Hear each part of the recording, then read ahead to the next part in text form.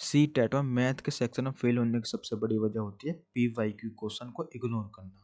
और आज की वीडियो में आपको सी टेट के मैथ के 20 ऐसे PYQ क्वेश्चन कराऊंगा जो एग्जाम में डायरेक्टली रिपीट हुए हैं। अगर ये 20 क्वेश्चन क्लियर हो गए तो सच में आपका मैथ का डर खत्म हो जाएगा।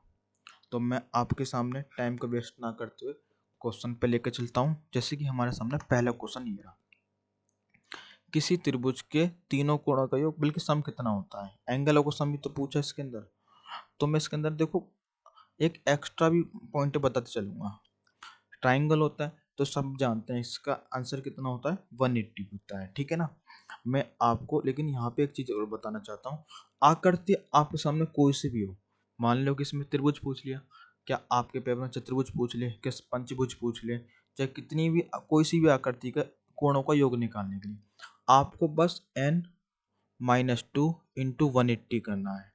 आकृति कैसी भी हो, अगर आप उसमें उनकी भुजा को दो में से दो घटा देंगे, 180 से मल्टीप्लाई कर देंगे, आपको सामने आंसर आ जाएगा, ठीक है। तो नेक्स्ट क्वेश्चन पे आते हैं कि समभुज त्रिभुज के प्रत्येक कोण का मान कितना होता है। समभुज मतलब होता है कि जिसकी तीनों साइड इक्वल होती हैं, तीनों साइड इक्वल होना। अब तीनों कोणों का योग कितना होता है, 180 होता है ट्राइंगल के। तीनों 3 से भाग कर देंगे तो यानी प्रत्येक एंगल कितने डिग्री का होगा, 60 डिग्री का। यानी कि आंसर कौन सा हो जाएगा, ऑप्शन नंबर सी हो जाएगा। नेक्स्ट क्वेश्चन पे आते हैं, जिस त्रिभुज की दो भुजा बराबर होती हैं, जिसकी दो साइड बराबर होती हैं उसे बोलते हैं समद्विबाहु त्रिभुज। द्वि मतलब जिसकी दो साइड बराबर होना। विषम बाहु अलग अलग साइड कैसी होती, तीनों साइड कैसी होती हैं, अलग अलग होती हैं। समभुज यानी कि तीनों साइड कैसी होती हैं, तीनों भुजा बराबर होती हैं। समकोण क्या होता है, इसमें एक एंगल 90 डिग्री का होता है, ठीक है। ये एंगल कितने डिग्री का होता है, 90 डिग्री का होता है।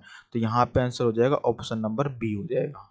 नेक्स्ट क्वेश्चन पे आते हैं, समकोण त्रिभुज में सबसे बड़ी भुजा को क्या कहा जाता है। तो समकोण त्रिभुज होती है, सबसे बड़ी जो भुजा होती है उसको ये बोलते हैं, ये वाली साइड, और इसको कहते हैं कर्ण कहते हैं, कर्ण। तो यहाँ पे आंसर हो जाएगा ऑप्शन नंबर सी। और इसको कर्ण यानी कर्ण कहते हैं। ये आधार होता है, ये लंब होता है। यहाँ पे आधार का स्क्वायर प्लस लंब का स्क्वायर कर्ण के स्क्वायर के बराबर आता है, इस चीज को ध्यान में रखना। नेक्स्ट क्वेश्चन है, यदि किसी त्रिभुज की दो कोण इतने 40 डिग्री 70 डिग्री है तो तीसरा कोण कितना होगा। अभी जैसे कि त्रिभुज के तीनों कोणों का होता है सम 180 होता है, सम 180 होता है। तो यहाँ पे 40 है, यहाँ 70 है, यहाँ पे हम क्या ऐड करें कि 180 सम हो जाए। तो 7 4 11 110 होगी। यानी 110 में हमें कितना ऐड करना होगा, 70 ही तो ऐड करना पड़ेगा, जब भी तो 180 आएगा। तो यहाँ पे आंसर कौन सा हो जाएगा, ऑप्शन नंबर बी हो जाएगा। नेक्स्ट क्वेश्चन पे चलते हैं, त्रिभुज की सबसे छोटी भुजा किस कोण के समान होती है। मैं आपको बता दूं, सबसे छोटी भुजा सबसे छोटे कोण के समान होती है, सबसे बड़ी भुजा सबसे बड़े कोण के समान होती है। यहाँ पे आंसर हो जाएगा ऑप्शन नंबर सी। यहाँ पे सबसे बड़ा कोण मतलब सबसे बड़ी भुजा हो जाएगी, सबसे बड़ी भुजा। यहाँ छोटे, यहाँ पे बड़ी, ठीक है। समद्विबाहु त्रिभुज में कितनी भुजाएं समान होती हैं। सम जैसे कि नाम में आंसर है, द्वि मतलब क्या होता है, दो साइड। यानी कि यहाँ पे आंसर कौन सा हो जाएगा, ऑप्शन नंबर बी हो जाएगा। त्रिभुज का बाह्य कोण किन कोणों के योग के बराबर होता है। एक एक्सटर्नल लंबाई होता है जिसको बाह्य कोण कहते हैं, यानी कि ट्राइंगल हो गया। ट्राइंगल का बाह्य कोण मतलब इसे कहते हैं, ये जो होता है इसके और इसके सम के बराबर होता है। अगर ये ए है ये बी है तो यहाँ पे कितना होगा, ए प्लस बी। तो यहाँ पे दो विपरीत कोणों का योग होता है, ठीक है ना। यहाँ पे आंसर कौन सा हो जाएगा, ऑप्शन नंबर बी हो जाएगा। जिस त्रिभुज के सभी कोण 90 डिग्री से कम होते हैं उसे क्या बोलते हैं। जो 90 डिग्री से कम होते हैं उसको बोलते हैं एक्यूट एंगल, यानी कि तीक्ष्ण कोण कहते हैं, ठीक है। यानी कि आंसर कौन सा हो जाएगा, सी। अधिक कोण का मतलब क्या होता है, इसमें 90 डिग्री से कोई एंगल ज्यादा हो, ठीक है। और समकोण में 90 डिग्री के बराबर होता है एक एंगल। एक एंगल 90 से ज्यादा और अधिक कोण। तीक्ष्ण कोण में होता है कि एक एंगल 90 डिग्री से कैसा है, कम है, ठीक है। 3 4 5 इस किस प्रकार के त्रिभुज के आकृति बताता है। तो आपको देखो जब भी ऐसे कोई सवाल आए ना तो सबसे पहले आपको ये वाला समकोण वाले वो फॉलो करना पड़ता है, ठीक है। इसका फॉर्मूला जो होता है वो आधार के स्क्वायर, लंब के स्क्वायर बराबर कर्ण के स्क्वायर के बराबर होता है। तो ये दो साइड होती है जो छोटी भुजा होती है, और समकोण त्रिभुज सबसे बड़ी भुजा होती है, उसको कर्ण कहते हैं। आधार मतलब 3 मान लिया मैंने इसको, लंब मतलब 4, यहाँ 5। क्या इसके बराबर आ रहा है कि नहीं आ रहा, आप पहले ये देख लो। यहाँ पे बराबर आ गया, अगर बराबर आ चुका तो कौन सा हो जाएगा, वो समकोण, ठीक है। तीक्ष्ण कोण होता है जो बराबर नहीं आता है, ठीक है। यहाँ पे लिख दे रहा हूँ ए स्क्वायर एल का स्क्वायर बराबर के का स्क्वायर। अगर बराबर नहीं है बल्कि बराबर कम आ रहा है तो तीक्ष्ण कोण, और ज्यादा आएगा तो अधिक कोण हो जाता है, ठीक है। इस चीज को ध्यान में रखना, ये इसका हो जाएगा और ये वाला इसका हो जाएगा, और इसका मैंने आपको बता दिया। नेक्स्ट पे आते हैं, जिस त्रिभुज की तीनों भुजा असमान होती है ना, अलग अलग होती हैं, तो जब अलग अलग होती हैं कौन सा हो जाएगा, विषम बाहु। समभुज में बराबर, समद्विबाहु में दो साइड बराबर होती है, विषम बाहु में अलग अलग साइड होती है, यानी कि आंसर ऑप्शन नंबर सी हो जाएगा।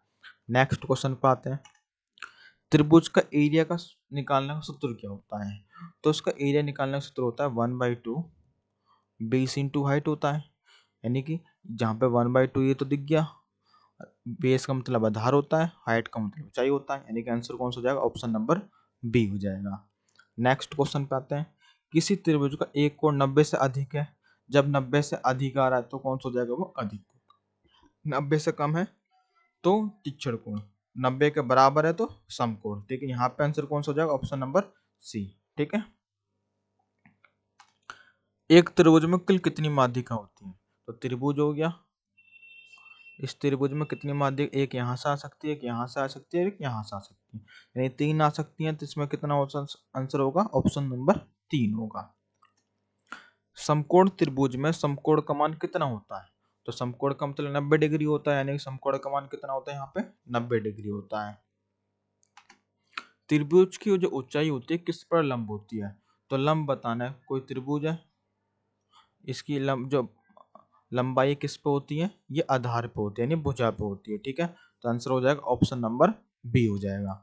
समभुज त्रिभुज में कितनी माध्यिका समान होती है, अभी माध्यिका समान यानी कि समभुज मतलब तीनों साइड बराबर होती है, और तीनों साइड बराबर है तो इसका मतलब क्या होगा, तीनों माध्यिका भी कैसे होंगी, आपस में बराबर होंगी, ऑप्शन नंबर सी होगा।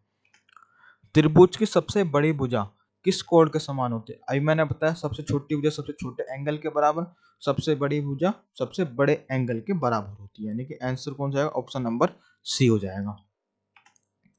क्या प्रत्येक समभुज त्रिभुज समद्विबाहु हो सकता है, तो जो समबाहु त्रिभुज होता है, ठीक है, ये बोल रहा है कि जो समद्विबाहु त्रिभुज है वो हो सकता है कि नहीं हो सकता, जब हो सकता है जाहिर सी बात दो साइड यहाँ बराबर है, तो यहाँ पे क्या हो जाएगा, आंसर कौन सा हो जाएगा, ऑप्शन नंबर ए हो जाएगा।